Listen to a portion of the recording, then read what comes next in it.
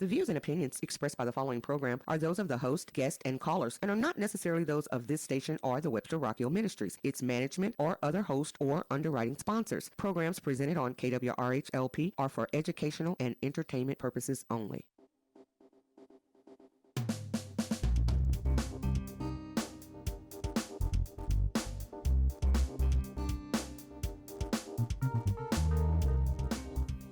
This is Amanda LaPlante, and you're listening to Get Real to Heal on KWRH 92.9 FM.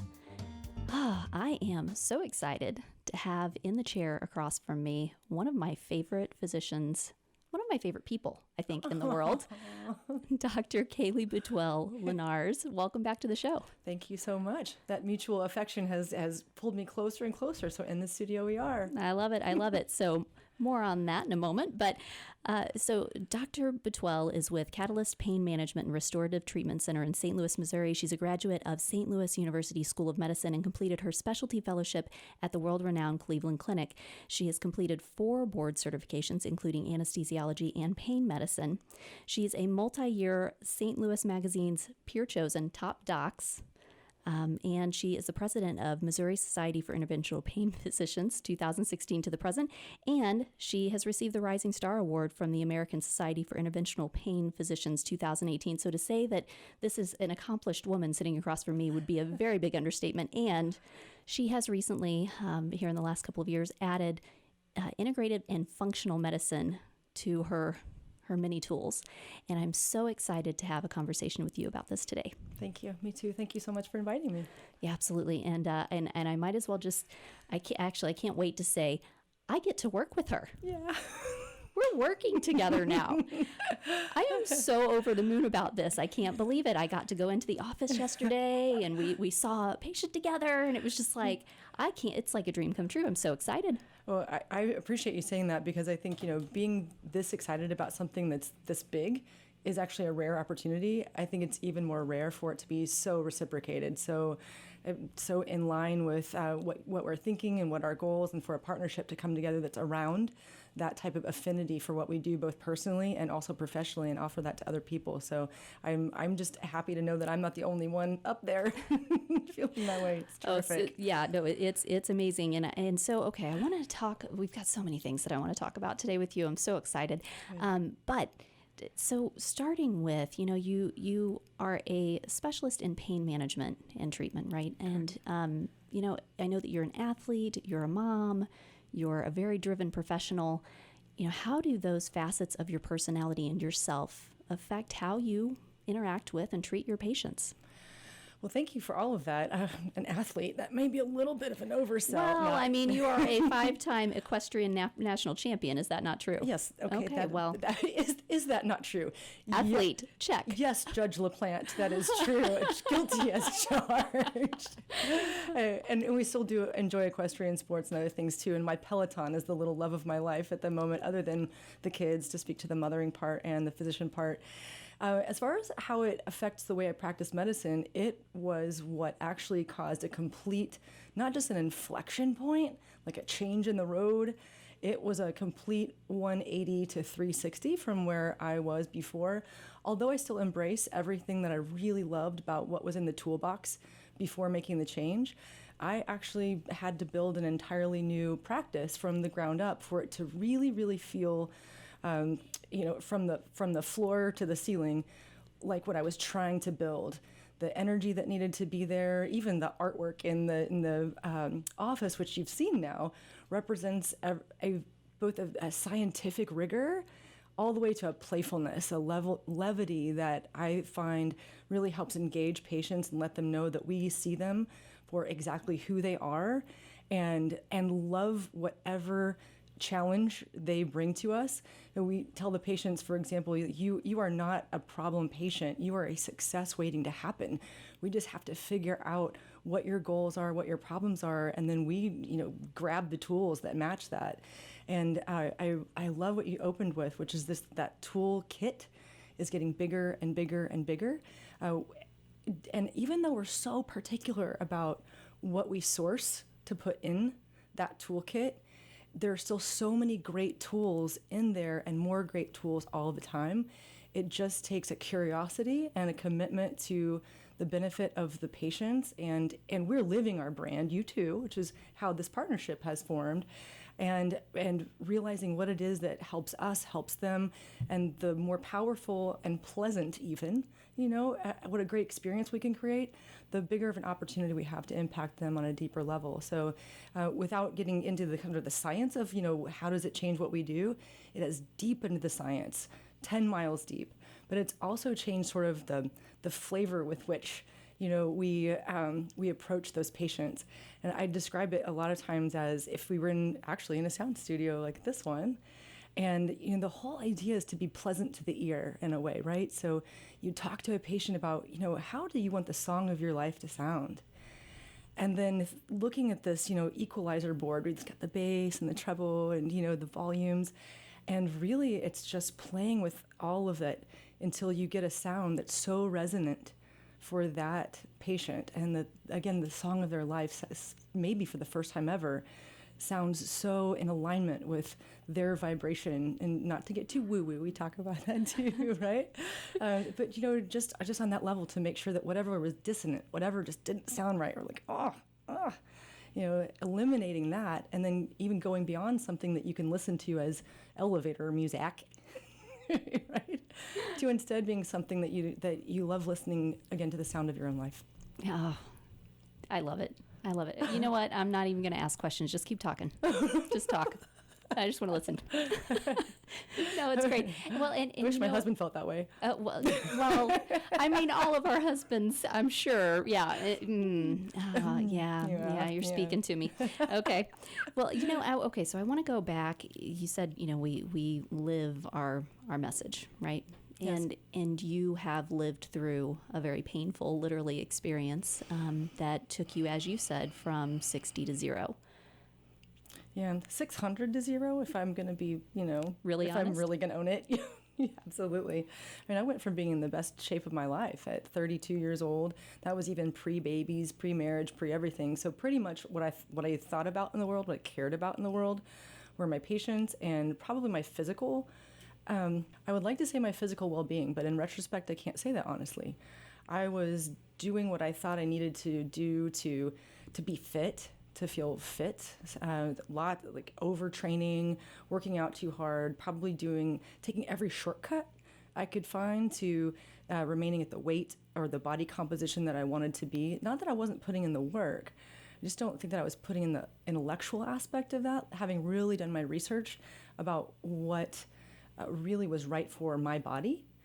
And, I have to confess that my interest in doing just that for my patients now is a reflection of me having figured out that the only way out of the pickle I put myself in, that corner I painted myself into, was to realize that there are no shortcuts. And it doesn't have to, it's not simple, but it can be easy, especially when you know what you're looking for, and especially if you're partnering with someone whose passion is helping you figure you out.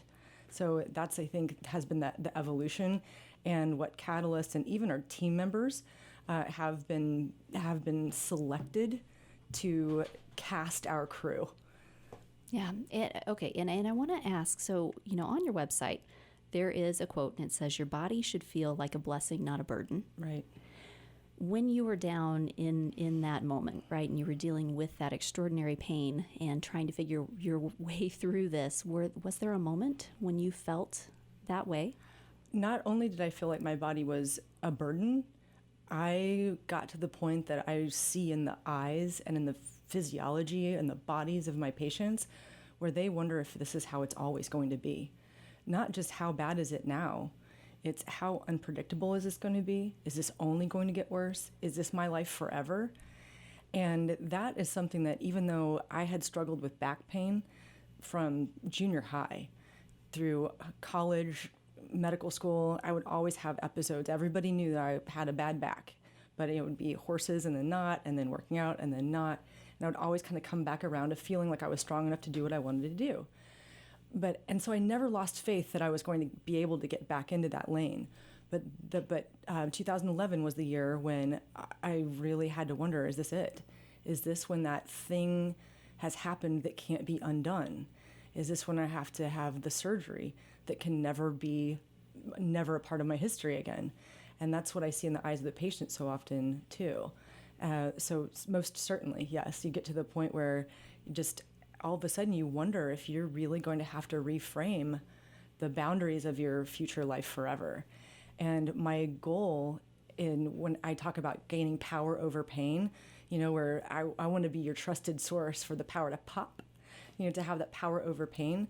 And it may not be that you're ever perfect. Again, I'm not perfect now, but to really know that you live in a lane of life that is as wide as can possibly still be available to you by understanding your body, knowing what works for you and doesn't.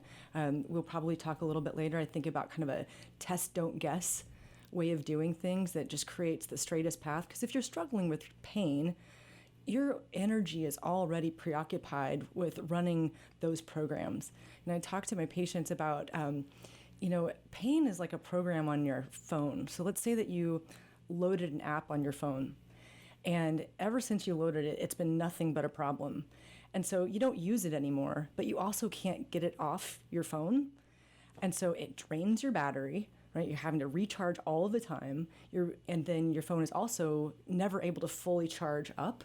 So you're constantly recharging. You constantly feel like you don't have the energy that you need to run the other programs of your life. And you just top out at this speed that's so much far short of the speed you feel like you should be able to go. And so people in pain, especially chronic pain, are already dealing with that. And so all the more important to have someone else bring in their energy, be it healing energy or scientific energy, medical energy, to help support you in that way until all of a sudden you feel like those batteries are just a little easier to charge, and suddenly your top speed is a little higher than it was before. And that's really when we see those gorgeous glimmers of people's lives expanding again, and then starting to get out of survival mode and back into thrive mode.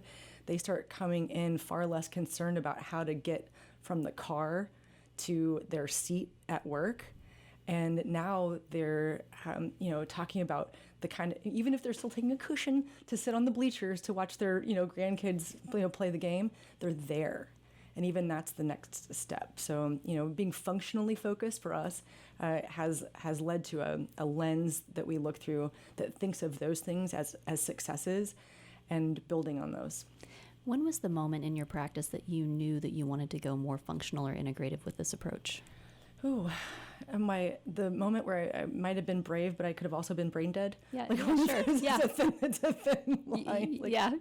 There are a lot of practitioners that I talk with that they go, I kind of had to sit back and scratch my head for a second and go, okay, really? But yes, but it grabs you, right? And suddenly you see the world through a different lens. Yeah. What were some of those pivotal moments for you? The biggest one for me was in 2017. And so after my injury in 2011, I had kind of recovered steadily, gotten smarter, gotten wiser, gotten a little more careful, but also learned more about how to push myself from a therapeutic standpoint. But in August of 2017, I went to J.J. Virgin's Mindshare Summit in San Diego. And I remember calling my husband back, and it was this intrepidation. I didn't know if I was excited or terrified. And I called him and I said, Chris, I found my people. Like I whatever piece of stardust, we all fell from, I found the ones that are from my home planet. That's the only way I could describe it. And whether that's completely insane or if heretofore discovered to be completely true, that's how I felt. And the discussions that they were having sounded so much more like the discussions I had started evolving to have with my patients, but I'd never seen the model. So everything was just so siloed, and I was so proud to be a specialist and a specialist from Cleveland Clinic. And I still feel that way. I still embrace those things entirely, but to have widened that conversation and as you and I have spoken about, moving from having happy patients to having healthy patients. Happy, healthy patients. Like that's got some meat on its bones, right? So when we went to this Mindshare Summit, and there's everything from chiropractic care to people who practice Ayurvedic medicine, which I had never heard of before. Sounds crazy to some people, but it's just, but that's where we are, right? So you can't have a conversation with someone about someone you don't know anything about. So and naturopaths embracing. We were talking about essential oils earlier, and I used to just think that that was complete poppycock, right? That Yes. Yes, we were. I'm wearing some right now. By the way, if you're listening on air, you can pop on to facebook.com/getrealtoheal and catch the Facebook Live so that you can see Dr. Kaylea and I in studio having this conversation, smelling my wrist and enjoying this essential oils that she shared with me. So they don't have to just hear the... You don't just have to hear me. You can see me what's too. going on. Yeah. Right. But yeah, so, okay. And so say more about that. About the essential oils. Oils. Sure. Yeah. So as I was sharing the story with you, and this was another, when you asked about pivotal moments, I guess my mind does go to the big ones, like that event in San Diego, August of 2017. But this one, which has become a huge part of my life and a benefit to my patients, a benefit to my family and friends, was about essential oils. And I just had never really given it a second thought. And I'm incredibly anti-salesy. I do not like to feel like I'm selling someone anything ever. It feels icky to me, much to the chagrin of some of the people who are trying to help me in business. They're like, you've got to, if your doors are closed, you're not helping anyone. They're like, how many people are you healing living under a bridge? No, right? So, good point. Yeah. So I just never given much weight to anything outside of the traditional Western medicine paradigm. So I was actually at a series of lectures. I'm a lifelong learner. I love lectures, but I decided that I needed to use the restroom about the time I looked on the agenda and it said that the next talk up was about essential oils. So I was like, well, I don't need to know that because they're just going to be trying to sell me something. But it was Dr. Marisa Snyder, Snider, and she is a certified she does pharmacy, and her specialty is essential oils. Everything from moderating women's hormones to managing chronic pain. And as I was sharing with you, I was literally like letting the door hit me on the way out when this, essential oil talk turned into a neurological expertise exhibition. And I was absolutely blown away with the level of intellect that she demonstrated and the amount of research that she had done to really know her stuff and present it in front of a room full of highly educated, engaged healthcare professionals. And she was elegant and informed and had an enthusiasm for what she did that was captivating, but really, really had the depth to it that I needed to feel like it was at least worth more of my attention. So fast forward, she has written New York Times best-selling books on the subject. I gift her books to my patients, to my family, to my friends, and allowing them to teach themselves, or I'm happy to work with them too, about this thing that used to be, I felt so fringe. And instead, if everyone knows that perfumes are $1 billion business, scented candles, $1 billion business, Bed Bath & Beyond, Bath & Body Works, it's all aromatherapy. And it's because it sinks into one of the most primal spaces in our brain that tells us whether we're energized, or it tells us whether we're soothed, or you think about the difference between lavender and chamomile, and on one end eucalyptus, and on the other is the citruses and the mints that are invigorating. Everyone kind of knows that, but I don't think that we always give it the weight that it deserves because it's kind of probably too natural. And what a silly thing to say, right? Because just because it's natural doesn't mean it's not powerful. And I love to use the example of like arsenic, for example. Oh, well, it's natural; it can't be harmful. It's just arsenic. Just arsenic. Yeah. So, and essential oils for me have fallen kind of squarely in that category. So it's not necessarily something that would be a part of every conversation I would have with a patient. If they are not there, because I wasn't there, then we're not going to be talking about essential oils on day one. But I love that it's in that toolbox that we were talking about. And anytime it pops up naturally, I have something really important that I can share with them that can really be game-changing for them in a certain way, and that is easy to discuss from there. Well, and sometimes it's those simple tools that can be really powerful. They're things that people can really, can use at home and can make part of their daily habits and their daily routine that can bring some value to them. And what I love about it, though, is that, here I have this woman who is highly accomplished, well-studied, a scientist, and a phenomenal physician. And are looking at all of the modern science that we have available, right? And the wonderful, the procedures, the pills, all the things that we have that we often need, right? But then Yes. also not devaluing the wisdom of ancient traditions like Ayurveda or essential oils, being open to the science around essential oils, something that's been used for thousands of years. And it makes me, I feel like our ancestors, science is not new. The way that we're able to do it and the depth at which we're able to study it and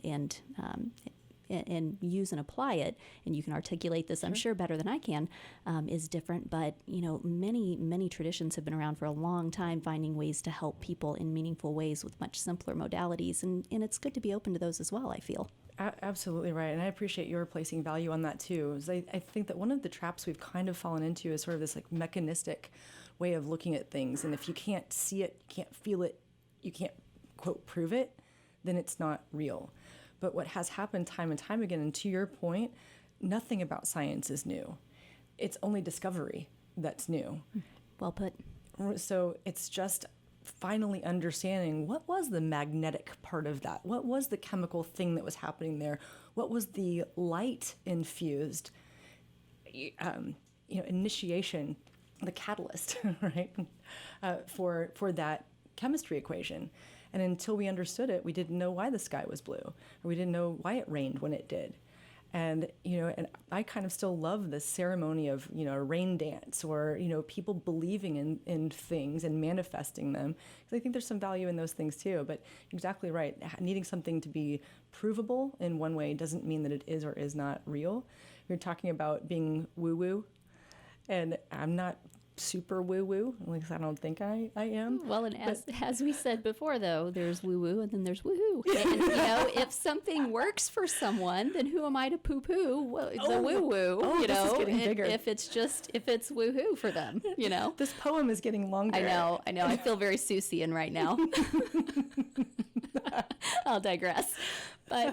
But there is something Who to knew that, there were so many right? things that rhymed with woohoo? There's so many. That's it. I'm going poo-poo. home. I'm right. Yes, poo-poo. Yes, we've talked about poo-poo on this show many times as well in many forms. Oh, okay. I'm going to pull back on that, but I'll get you into the weeds real quick. So Yeah. I should have warned you about that's that. okay. I love a good rabbit hole. I'll go chasing into the weeds anytime too. But yes, there's biology to believe. Most certainly. Yeah. All right. So let's talk about test, don't guess. By the way, I have the good fortune of keeping you for an extra episode today. I'm so excited. So if you're listening on the air, we're going to be going off at our usual time, but you'll be able to catch the episode next week with Dr. Kaylea, this next episode. In the meanwhile, if you just can't wait to listen to her and you need to hear her now, you can go to facebook.com/getrealtoheal and you can check her out for the next half hour after this show. Isn't that going to be everybody? I can't imagine why I would listen to us all day. I think it's great, but especially if you're here. So all right, we're going to talk about stem cells and PRP and some really fascinating things. I'm so excited for you to share all of this amazing regenerative medicine that you're doing. First, I want to talk about the experience that we've had recently in working with a client around some test results that she received. And I want to start with food sensitivity testing, something that you're using in your practice, and tell us a little bit about that. Sure. So food sensitivity testing has been one of my favorite things that we've brought into the practice, and it is front and center.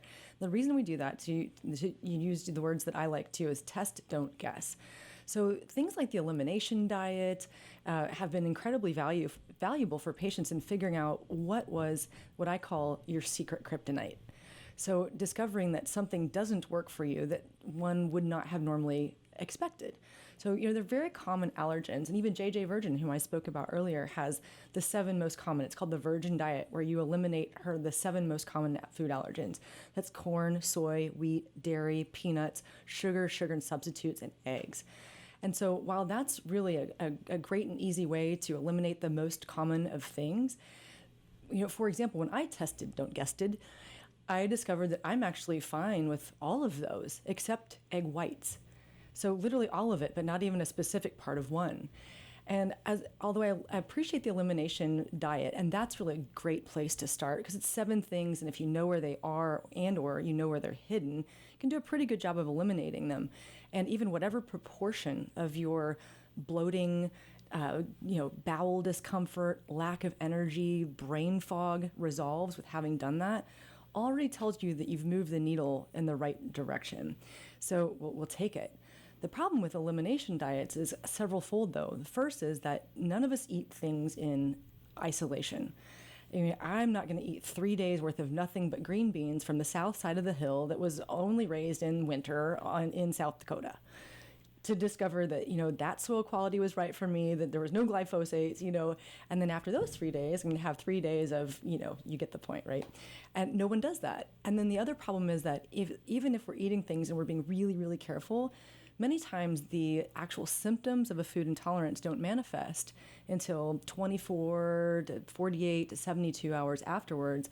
And then unlike, the morning after a hard night of drinking, which I've never done. No, we've never done that. Never, nope. ever. And you're pretty sure the next morning that you know what you did wrong. So that's not how we eat. So it makes it nearly impossible to really, really, really clearly identify what foods do and do not work for you. And while a lot of people want to be, can be very apprehensive of testing because they don't want things they like taken away, the most important thing that I've seen in food testing is how much it gives you back, because it's very, very specific about what doesn't work for you. And then you're not eliminating things that you actually don't have to get rid of, because those are actually fine for you, even if they're not fine for a lot of other people. I love that. I'm going to press pause on this conversation because we do have to wrap up today's episode that is on air right now, live on KWRH 92.9 FM. We have been talking with Dr. Kaylea Boutwell Lenarz of Katalyst Pain Management and Restorative Treatment Center, and you can find them online at katalystmd.com. This is Amanda LaPlante. You've been listening to Get Real to Heal. Reach out to me online at amandalaplante.com. I would love to help you on your health journey. Make it a great day.